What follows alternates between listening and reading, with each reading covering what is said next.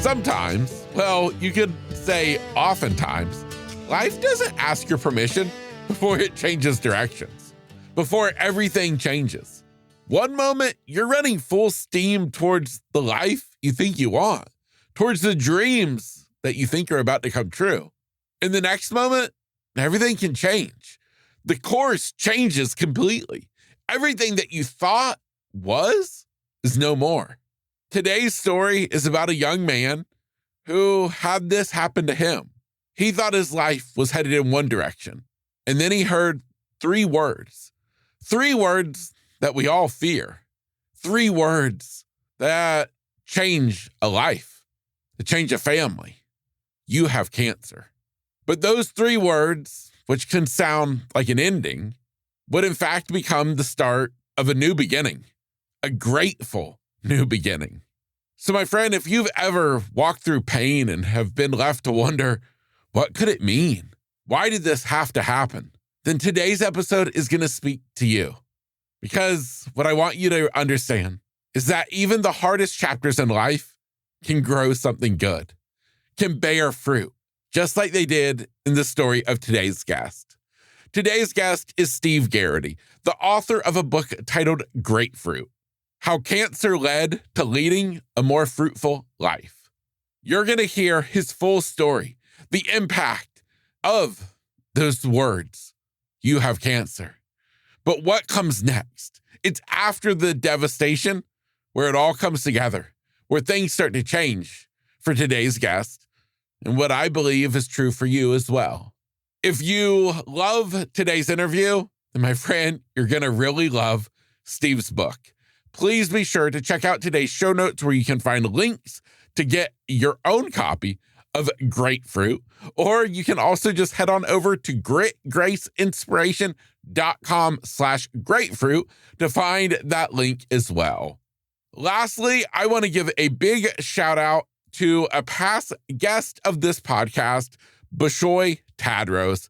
Bishoy is the one who connected me and Steve together. So Bishoy, my man, thank you so much for making such an awesome introduction. And last but not least, if at any point you think to yourself, you know what, I'm just going to press pause and I'll finish this later. Well, I beg you to think differently, because my friend, chances are if you hit pause, you're going to forget about it and you're not going to come back. And I'm telling you, you want to listen to this entire episode.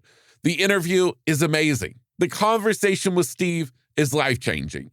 And awaiting you at the very end, you get to go from an interview to listening to maybe your new favorite song, as I took the creative inspiration and turned today's story, Steve's story, into a song titled Grapefruit.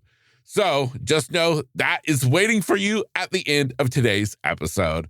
My friend, I'm your host, Kevin Lowe. This is episode 435 of Grit, Grace, and Inspiration. Without any further ado, this is my interview with Steve Garraty.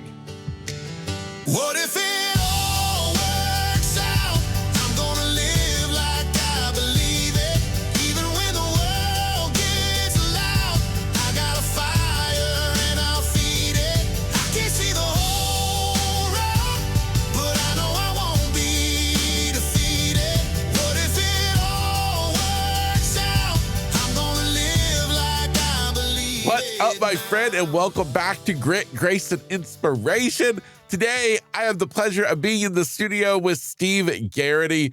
Steve, my man, welcome to the podcast. Thanks for having me, Kevin. I've been excited to do this today, so thanks for having me. Absolutely, absolutely. Well, Steve, I'd love to start with a question of, for the person listening today, what do you hope that they take away from hearing your story today? If you could wave that kind of magic wand and got to choose how they left feeling, what would you hope that would be? Yeah, that's a good question, Kevin. I would say that it hopefully provides a new or a little bit different perspective in how your listeners view adversity that they've either been through or they're going to go through. It's really not a question of if, but when, right, we hit those life hurdles. For me, it was cancer. But the hurdles can be divorce, job loss, grief. There's a lot of things that we go through, and I think we all have our own story of challenges and hurdles. And I hope that my story provides a little bit of perspective in how we view that and how we can grow and live a stronger and better life coming out of those life's roadblocks.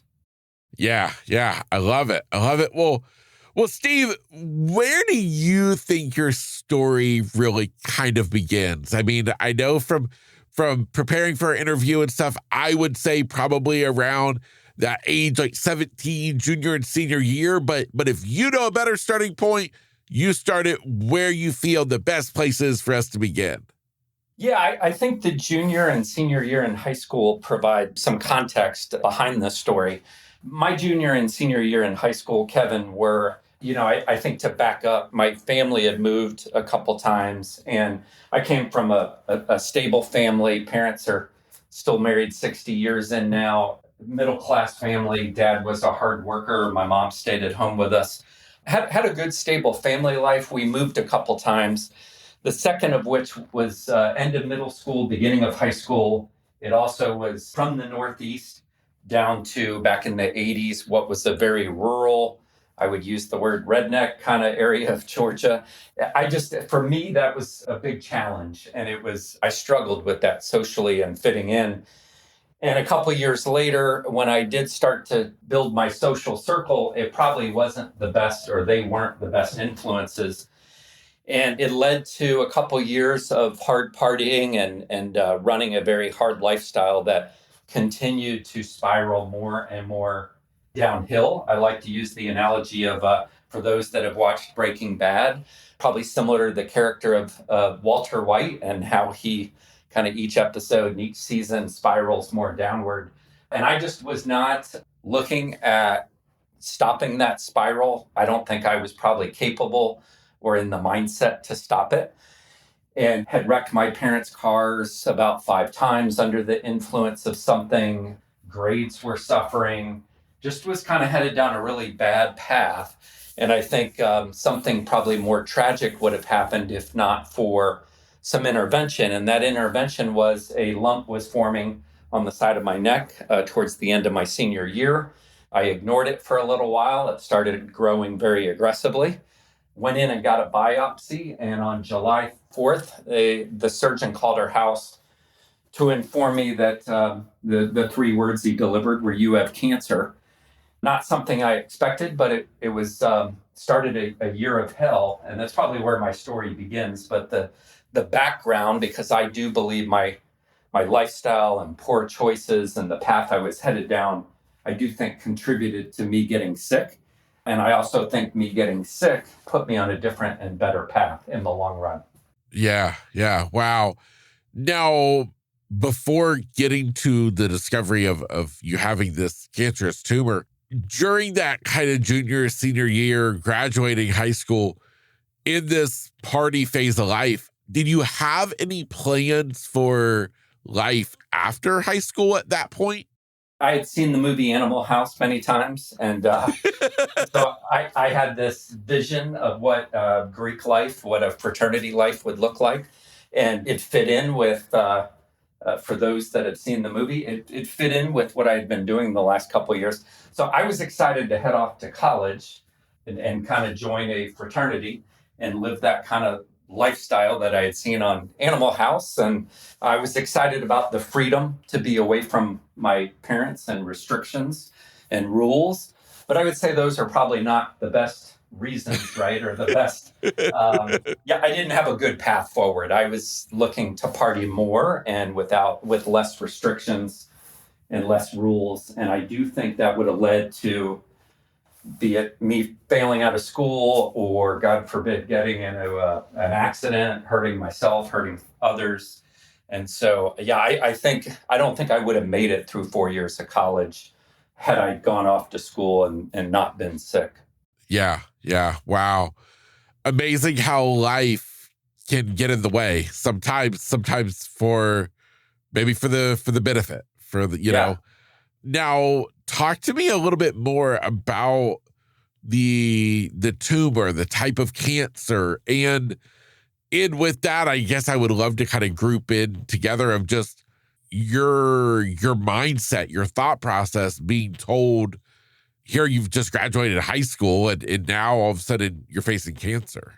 Yeah. So when the surgeon called the house, I guess two things I would say to answer your question there. One is when the surgeon called, he informed us that he took a mass out of the size of my neck that was the size of a grapefruit, which is pretty crazy. Every time I go to the grocery store, that crosses my mind when I go in the produce section or the fruit section. But it was the size of a grapefruit, so it was pretty large. But I think what sums up where I was in life is the surgeon, and I'm sure my parents had given the surgeon some backstory about my drinking and partying. But the surgeon said, listen, you have cancer. You're going to need to see an oncologist, get some tests done to find out how much it has spread. But one of the things he said was definitely no drinking for at least a year and potentially ever again. And my mind went to this place where I stopped listening to everything else he said. My family, I have two siblings, my parents, all sitting around the family room table. And I think my family was devastated and upset. And my mom and my brother were crying. I was in this state of shock that I can't drink. And so I was not really that upset about the cancer. I was upset about the fact that I couldn't drink. So that's where my mind was, which might be a sign of denial, I guess, the first stage of dealing with something. But that's where my head was. And my mind started going to, what about going off to college? What about my independence? What about, at that point I was partying every night. I was going out every single evening. Again, I was out of high school. I was working a part-time job. It was really full-time during the summer. And I was going out every single evening. It rocked my world that socially, I knew that a lot of my friends were friends because we would go out partying together. And I just knew that all that was now in jeopardy. And that's what upset me the most when I was told you have cancer. Yeah. Yeah. I mean, whether or not the things that you were focused on were quote unquote good or bad, I mean, yeah, it's a life change. And that's not easy. And I think especially when we're talking about something like alcohol, which, when we're talking about addiction and all of that, I mean, that's not an easy thing to hear. What was the doctor telling you guys as far as treatment and long-term outlook on this type of cancer? Yeah, that was the hard part. This was I guess to back up, this was 1986 that I graduated high school and got this phone call. The surgeon was really just delivering the news of you have cancer and couldn't really answer any questions beyond that. He said, you'll need to go in and see an oncologist. And that probably took 7 to 10 days roughly to get in to see the oncologist that we started my process with. But that was the hard part because, again, if you think back 1986, the internet really wasn't around. You had to go to the library to look things up and learn. And so we had all these questions. My parents had questions. I had questions. And we really didn't have any answers to them. And short of going to the library and trying to look up stuff, there were a lot of questions that weren't answered in the beginning. So we had to go to the oncologist. And then even then it was all speculative. I had to go get x-rays and CAT scans to determine how much the cancer had spread. What I found out within a couple of weeks, Kevin, was that it had spread to not only my neck, but my chest and my stomach. And so it was stage 3, which meant chemotherapy was the treatment that they moved forward with. So I did about 9 or 10 months of chemotherapy. Wow. So what kind of cancer was it?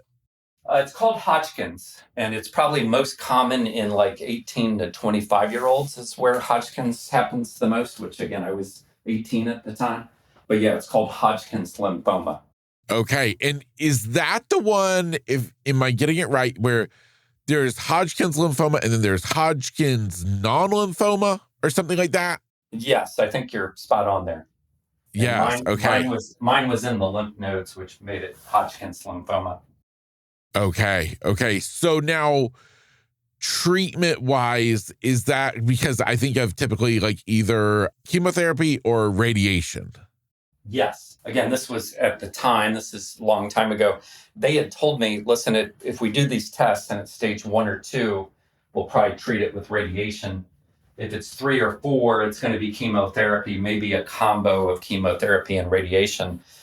But that's how they kind of treated it. I think the more severe it was, the more likely you were to have chemotherapy as part of it. So I did not do radiation. I did the chemotherapy. Okay. Okay. Wow. Well, before getting to the part about the chemotherapy, the grapefruit-sized tumor, that was the entire tumor was able to be successfully removed?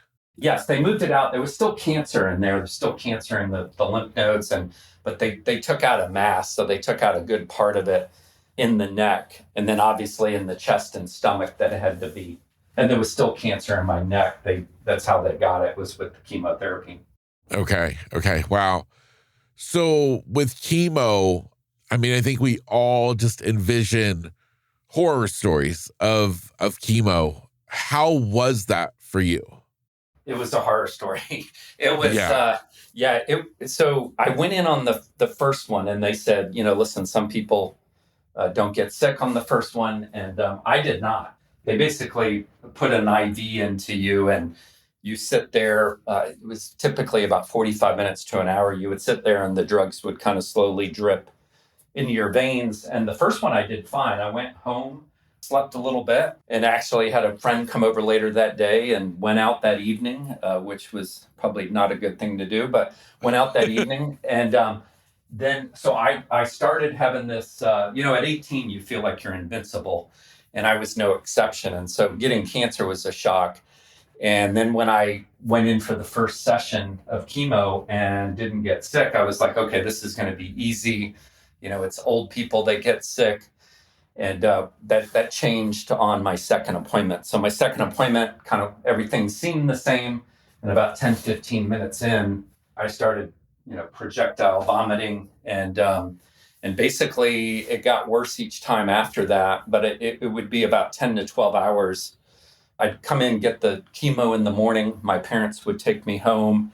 And I was usually hugging the toilet, vomiting, till there was nothing to come up, and then there was bile coming up. And so it was pretty, those days were pretty rough. I did that every 2 weeks.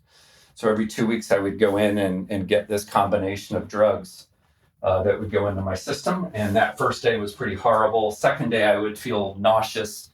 And then I'd go the next 12 days, pretty much, normal. I was taking classes at a community college. I stayed home, obviously, to get well again, but took classes and was even working part-time. But those 2 days that, the day of and the day after, usually I was kind of out of commission. Yeah. Yeah. No.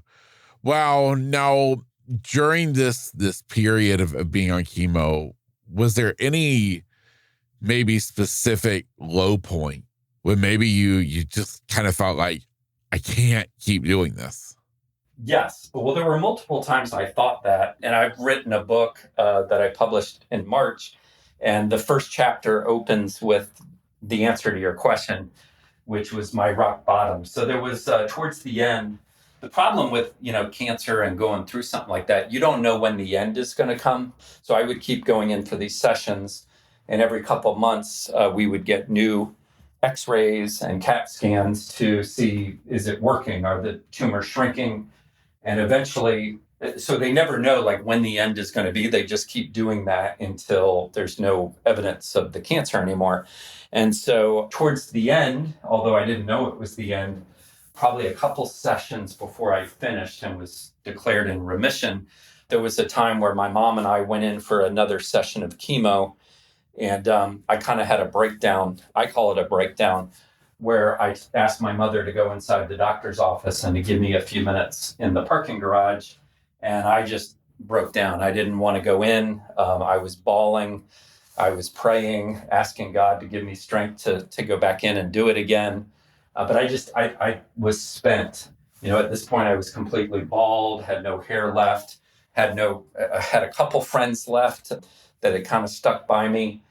It was a lonely year. Was tired of how sick I got because each one got progressively worse. But yeah, the mental part of it, Kevin, it built to a point where I just didn't think I could do it again. And I spent about an hour in that parking garage. And my mother, God bless her, she was upstairs and just patiently waiting for me to kind of get my act together. But yeah, that was my rock bottom during that process. Yeah. Who during this time would you say that you leaned on, or did you? I mean, you mentioned that you had a couple of friends that kind of stayed with you.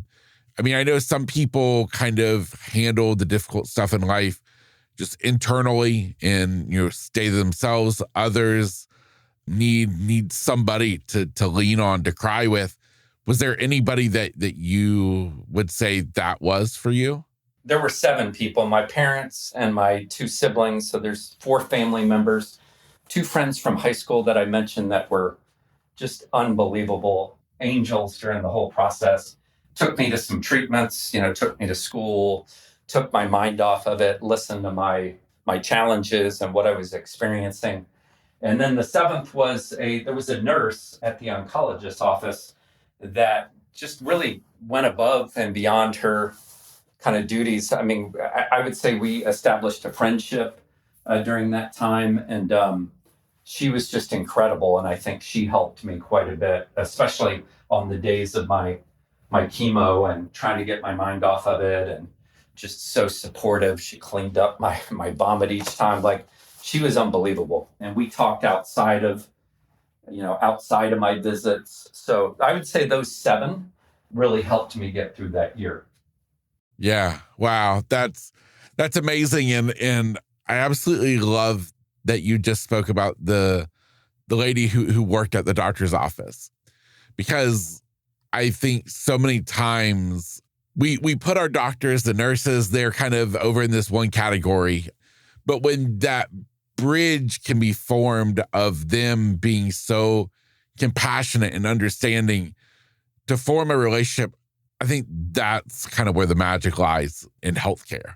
And I've tried to track her down. All I know is we ended up switching oncologists, and that's another chapter in the book. But the nurse, I just knew her first name. And when we switched doctors, again, that was pre-cell phone. And unfortunately, I didn't keep in touch with her. But yeah, I'd love to. I've tried to find her over the years so I could thank her, but I haven't been successful in doing so.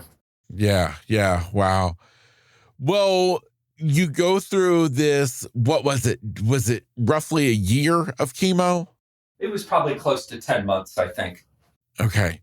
So you go through 10 months of chemo, of this kind of year of pure and utter hell.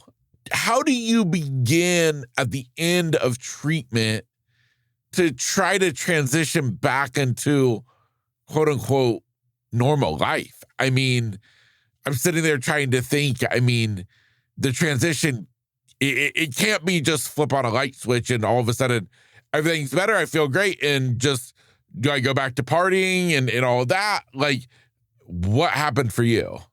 So it's a great question. And it was, it's not flip of a switch. And it definitely was a gradual transition to answer that question.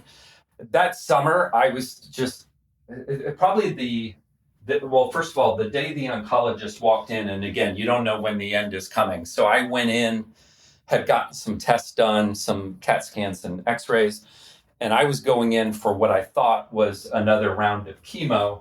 And the oncologist came in to review the results, which we had done a number of times, the results of the scans.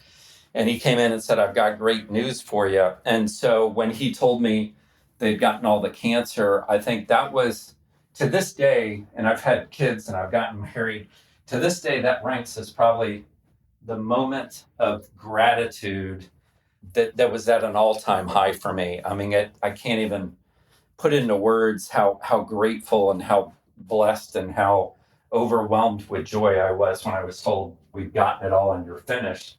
But from there, I did head off to school in the fall. I did join a fraternity. I was a lot more, I knew that lifestyle I had lived in high school, I needed to leave behind me. I think that took 10 months of chemo and time to reflect to decide that I can't go back to that lifestyle, nor did I want to go back to it. I also had read some things and learned that I believe that partying and drinking and what I did from a stress and what I did to my body and my mind during that time probably led to me getting sick. And so I knew that I had to approach college differently than I had expected before cancer. But I did go off in the fall. I decided to go to a different college, went to the University of Georgia. And it was wild, Kevin, because 3 months after that year of hell, as I like to call it, I'm going to football games, I'm going to tailgates, I've got 100 friends in the fraternity that I quickly develop, going out on dates, which there were no dates during the year I was bald and sickly. And so I just felt like the amount of gratitude I think I had compared to the average student at the time was probably really high. But I think I did it more responsibly than I would have, thanks to the cancer. So that's how I kind of started to approach it. I'd say there was some mental trauma of, I was always worried. Typically, when you're cured of cancer, you're in remission for 5 years. So the oncologist had said, hey, we got it all, we're done. For the next 5 years, we're going to monitor you closely. You're going to continue to get the scans. And if we don't find anything after 5 years, then you're cured. And I remember him saying the chances of getting cancer then are same as anybody else. And so that 5 years, obviously, I was, in college during that time. And there were a couple scares where I would have like a swollen lymph node or was sick. And my mind would go to places of, oh no, it's come back. So that was probably the hardest thing to deal with. But does that answer your question? I would say those are some of the ways that was affected my transition. Yeah, 100%. And I think that little piece that you just spoke about, I think is probably the hardest thing to deal with is the fear of it coming back. I know from my own perspective of having a brain tumor, my tumor was not cancerous, but when they had removed it, they had to leave this tiny little piece. And so I had to always keep going back for follow-up MRIs to check to be sure that it wasn't regrowing. And thank God it never started growing again. Actually, the little piece that was left just died off. Wow. But I know from that aspect what it can feel like, the fear, the worry of, that infamous question of what if it is coming back? And 100%. That can make it, I feel that can make it really hard to sometimes really move on with life. Yeah, that definitely was the hardest part post-cancer for sure. Yeah. Wow. So where does life take you from there to lead you kind of in the direction that took you to kind of where you are today, all these years later? Yeah, so there was that first year in college, there was a pivotal thing that happened for me. And it was, believe it or not, it was a movie. So I went home for Christmas, my first Christmas after being cured of cancer. And I was going to college. I lived in Atlanta. I was going to college about an hour and a half from Atlanta. When I was going home for break, one of my new friends in college had asked if I had ever seen the movie It's a Wonderful Life, and I had not. And so, dating myself a little bit, I went to the local Blockbuster and I rented this movie and took it home and watched it. And I was bawling watching the movie. For those of your listeners who haven't seen it, it's basically, I think it was back in the 30s or 40s the movie came out. But it was a gentleman who had, a great family and had grown up in this town and wanted to get out of the town. And a number of things happen in his life that are big setbacks. And he reaches a point where he's wishing he was dead, had never been born. And this angel grants him that wish. And the second half of the movie, he's able to see what life would be like had he not been born. And for me, that movie, I kind of always saw my cancer as like, the life before and the life after. And that movie really resonated with me. And so from that, I started, I watched it every Christmas multiple times.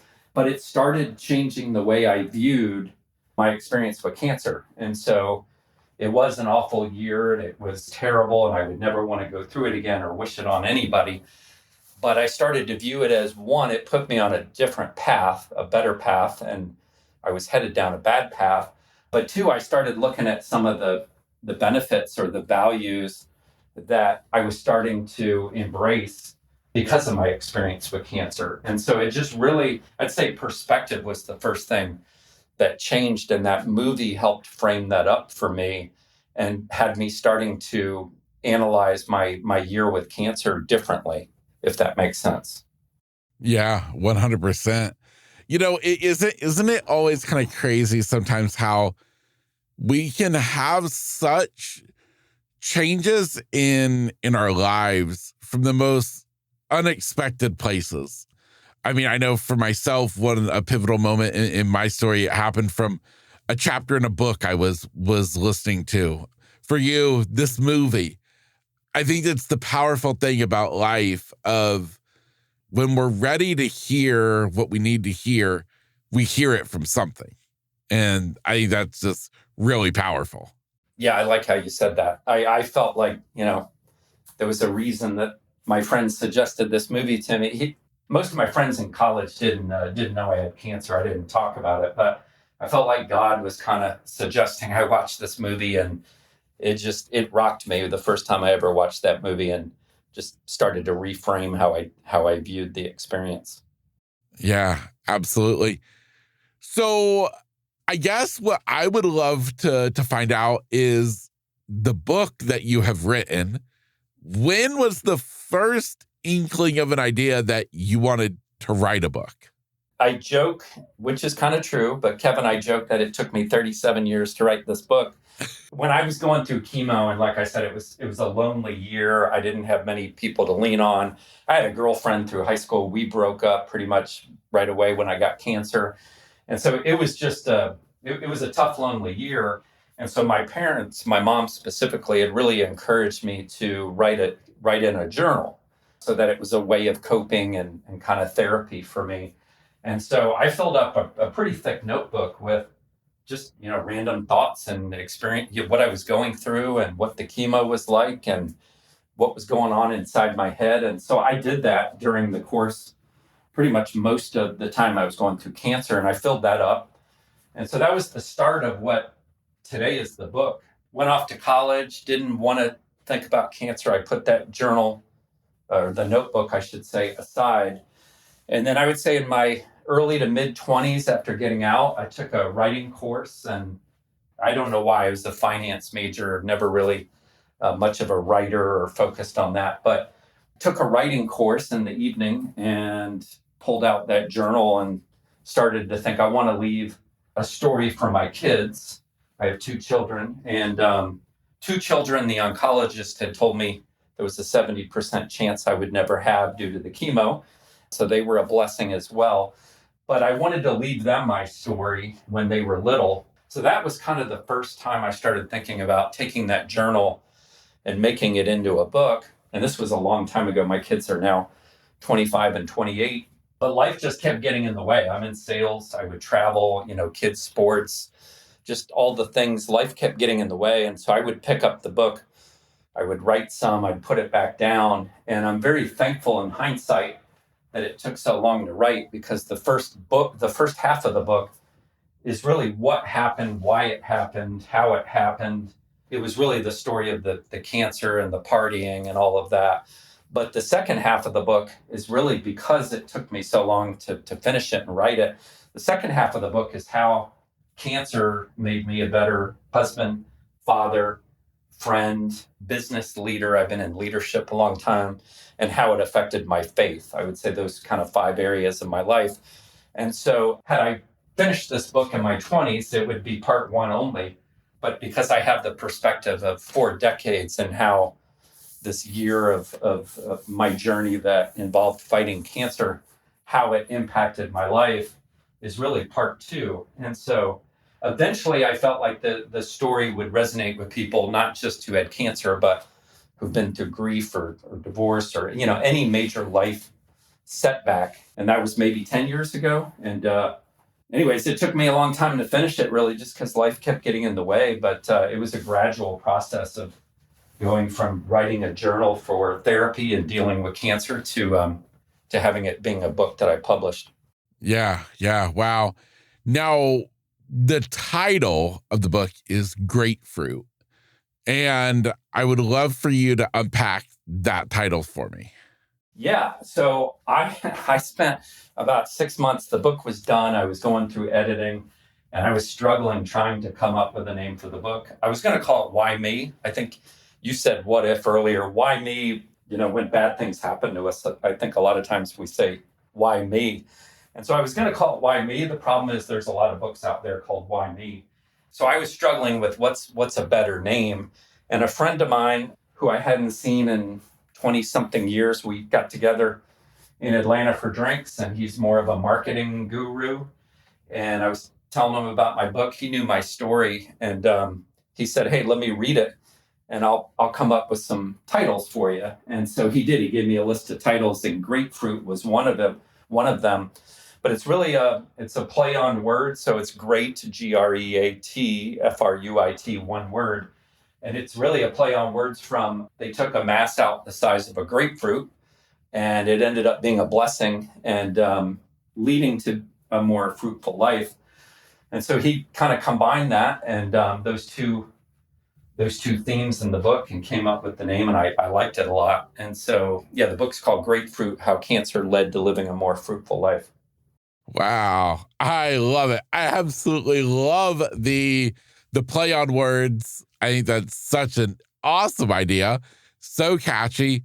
So I guess what I'm curious about is, after such a long time, from the time of, honestly, from you being diagnosed with cancer, going through it, making a few, entries in a journal, to the first idea of starting a book and in the long process, what was it like for you to actually hold in your hands your published book? So it's funny you said that. So the book was published in March, and the first copy that I got from Amazon, once I uploaded the book, before it was available to the public, it's in my hand right now. I call it the OG. It's the original gangster of my books. But yeah, I carry it with me everywhere. It's all beat up now, but it was unbelievable to hold that book. I think probably for your listeners, it's, any major goal you've gone after in your life that took a lot of work and sweat and tears. When you finally accomplish that, whether it's, I don't know, a promotion at work or selling your business or, whatever it is, it was very rewarding when it finally was published and available to the public. But holding it in my hands was like, wow, this is now a reality. Yeah, that's amazing. Now, have your kids read the book? They have. And I would say, it was rewarding holding the book, but it was also a little scary, Kevin, because the book is very raw and I'm very vulnerable in there. There's a chapter in there that I debated whether I should put in or not. And so when my kids read it, they knew that they had heard, that I had gotten into trouble in school and things of that nature. But when they both read it, they were like, wow, we knew you were bad. We didn't know you were that bad. But yeah, they both really enjoyed it. And, I hope part two, which is kind of the ways that it affected my life, I hope that they take some of those lessons and can learn those lessons without having to go through something like cancer, but that they can embrace things like gratitude and empathy and paying it forward and how they can, be a better parent, a better spouse, how it can affect their faith. And so, yeah, my hope is that they kind of embrace some of those lessons and live a more fruitful life themselves. But yeah, they were a little shocked with some of the stuff in the book. Yeah, I love it. That is too awesome. I think that's truly incredible. And I mean, I give you a tremendous just round of applause for finally doing it, for finally actually turning it into a book. I think it's truly amazing. It's a personal goal of mine one day that I will hope to accomplish. And so I know how difficult it can be to do such a thing. And so the fact that you have done it, I'm just like, that's absolutely amazing. Yeah, So it's been an awesome journey. It's been fun, and I've met a lot of authors. Some have been mentors to me that are further along in the journey than I, and then I've met authors who are still trying to get their book out, and I'm trying to be a mentor to them. So if you're ever working on that book and I can help you, I love sharing, and there's things I did right, and things I did wrong, and things I learned from in the process. But it's been fun. It's been very rewarding. yeah, I love it. Well, Steve, for the person who's interested in picking up a copy of your book, where's the best place that they could find it? Online, pretty much any, I'd say the major, Amazon owns about 70 or 80% of all book sales worldwide, but Amazon's one. If you're not a big fan of Amazon, Barnes and Noble, any of the big online retailers. And, again, it's grapefruit, which is one word. And yeah, they can get it online and have it shipped to them. Okay, well, amazing. Well, I will be sure, for anybody interested, links are all in the episode show notes. I'll be sure to drop links for easy access to your book. I guess I would love just to end with one final question. And through all that you've learned in life, all that you've been through, what are you the most grateful for? I'm grateful that I got a second chance. I think I could say my kids, I could say my wife, I could say, there's a lot of things I could say, but none of that happens if I didn't get a second chance. I think I was headed on a path where I wouldn't have met my wife, which means I wouldn't have had my kids. I could have ended up in jail or worse. And so the fact that I was given a second chance in life is probably what I'm most grateful for, because it led to everything from that point forward. Yeah, I love it so much. Steve, man, an absolute pleasure. I am so happy we got to make this work today. It's been a real joy getting to have you on the podcast. So thank you so much for taking the time out of your day to be here. Yeah, I loved it, Kevin. Thanks for having me on your show. Absolutely. For you listening, please be sure you check out today's show notes. Like I said, I will have links for easy access to Steve's book called Grapefruit. Please be sure to get yourself a copy. If you are already intrigued by the story you just heard, you can bet the book is going to get you even more excited. So, my friend, check out the show notes. And until next time, this, of course, is Grit, Grace, and Inspiration.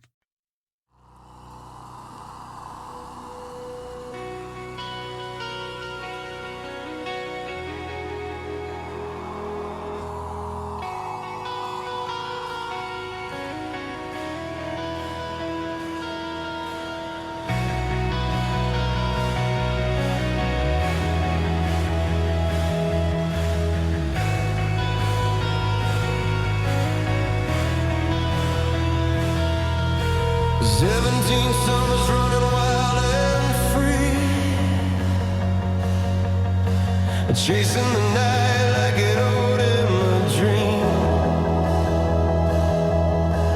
Laughed aloud but the silence grew.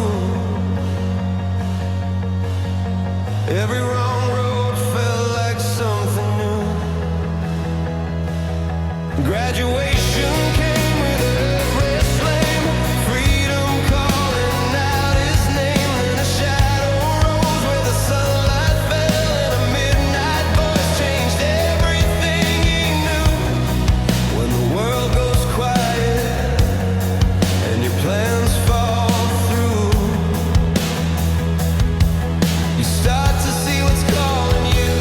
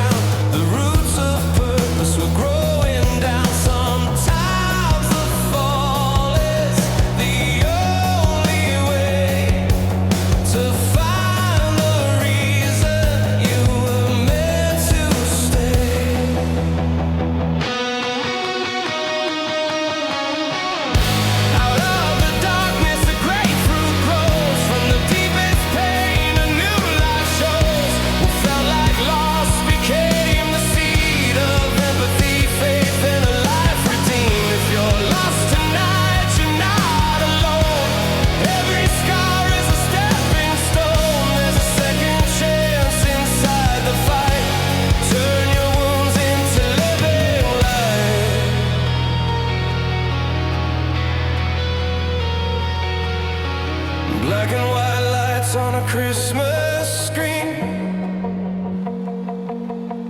a story showing what life could mean.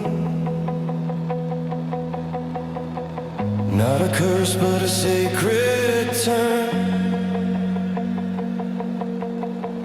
Every trial is a chance to learn from what